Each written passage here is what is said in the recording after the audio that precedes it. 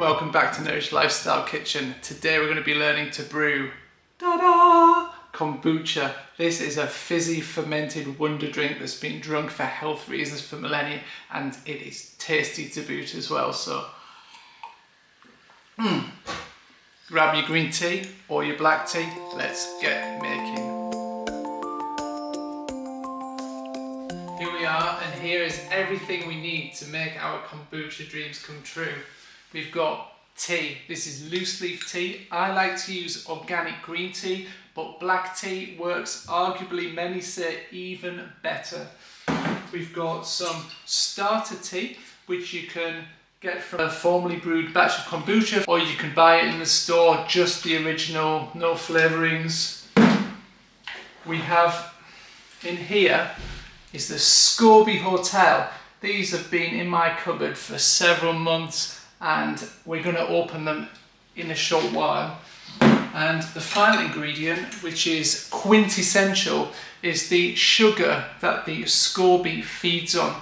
The SCOBY is a symbiotic combination of bacteria and yeast, and really is a powerhouse for the gut microbiome. I'll start with 12 cups of water. That is about 2.9 litres, so call it 3 litres of water. So we're going to add 4 teaspoons of green tea to that water. 1, 2, 3, 4. And then we're going to add 1 cup of white sugar. You can obviously up or downscale the recipe depending on your needs and what size jars you have to jar it up afterwards. So we're going to get that bubbling away, and then we should have our starter tea made and ready to add the SCOBY to.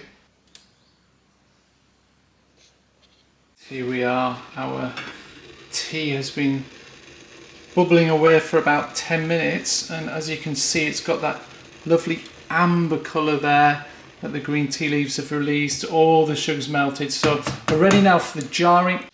Next, we're going to transfer our sweet tea into the glass bell jar. And what I've got here is a 3 litre jar. You can scale up or down the recipe to your heart's content.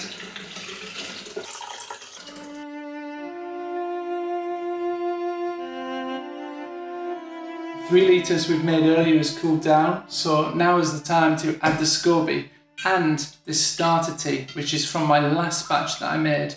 We're going to add about 450 millilitres of the starter tea. We'll put this plastic mesh. You don't necessarily need that, you just can cover it with a muslin cloth after the SCOBY goes in, and then tie it with an elastic band. Here it is. Make sure, of course, to have completely clean hands. Give them a good wash first before you take out your SCOBY from the hotel. Wow, they are layers thick, let me tell you. That is a long time in the making. But what we're going to do is just take a single SCOBY, drop it in there. Now that the starter tea is combined with the tea we made earlier, and we've put the SCOBY in and the muslin cloth on top and made sure it's sealed so that no flies get into it, because flies are rather attracted to kombucha, then we can now get it into the cabinet. Leave it for 10 to 15 days. Our kombucha should be nicely fermented now. So let's take a look and see how it is. Wow, I can smell it already. It's got that typical fermented vinegary type of smell. For the bottling stage, while many people use swing top bottles for bottling kombucha, I found that actually repurposing all glass bottles like olive oil bottles worked perfectly fine. First things first, let's get the top off this and try our probiotic beauty. Wow, that looks ready as can be. Okay, try it. If you know it's sour and it catches the back of the throat, it's not too vinegary and it's not too sweet, then you know it's ready. And this now, after 10 days, is absolutely perfect. With kombucha you can have heaps of fun with combining many different interesting flavours. I'm going to be making 4 different batches of 0.75 litres each. So the varieties I'm going to make is blackberry mint, red currant and rosemary, lavender and tangerine, and lemon and ginger. I found that using the powder actually works better for flavour than fresh ginger. For the bottling stage, it's worth investing in one of these so that you can get everything into the bottles quickly, easily, get them sealed, get them fermenting in the second fermentation process. Let's do the prep work on our various flavourings. We will half the lemon, peel the tangerine, and then we're going to squeeze it through the funnel and get all the juice out of that lovely sweet tangerine. We're going to take all the flowers off the lavender. We will de-leaf the rosemary. And the same with the mint. So now the prep work's done, let's get bottling and get the second fermentation process underway. So we're going to put half a lemon in the first one. Remove the seeds by placing a small sieve on top. You can use fresh ginger, but it's just better, I think, flavour wise, to use the powdered ginger. Next bottle, we're going to squeeze the tangerine into the bottle, and then we're going to put the lavender down as well. Next we have the red currant and rosemary. I'm just going to squeeze in the rosemary. And then the red currants, I'm just going to squash a little in my hand. Get the juice flowing from the inside, you see it dripping down. The last bottle is the blackberry and mint, which is my personal favourite flavour. And we'll do the same with the blackberry as we did for the red currants, where we squeeze the juice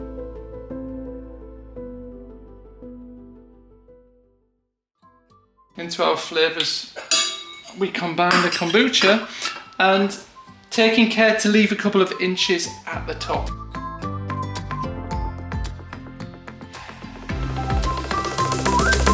When you have some starter tea left, you can then add it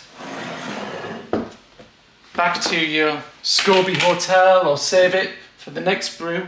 Just add a little bit on top, and there you have that full of starter tea for your endless next batches of kombucha. The last thing we need to do to kickstart the second fermentation process is add 1.5 teaspoons of sugar, raw cane sugar that is, roughly 1.5 to each.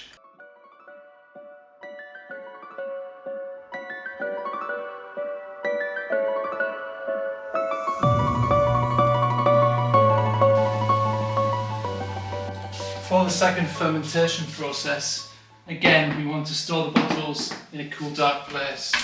So I'm going to put them in this cupboard here for 7 days.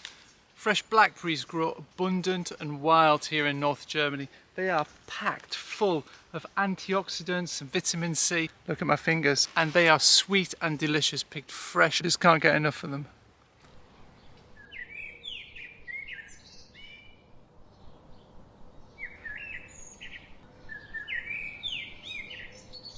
Seven days later, and I am super excited.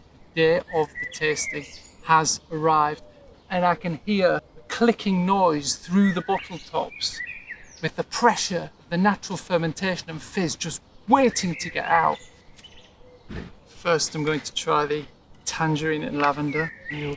Wow. Let's smell. I can definitely smell the tangerine in there.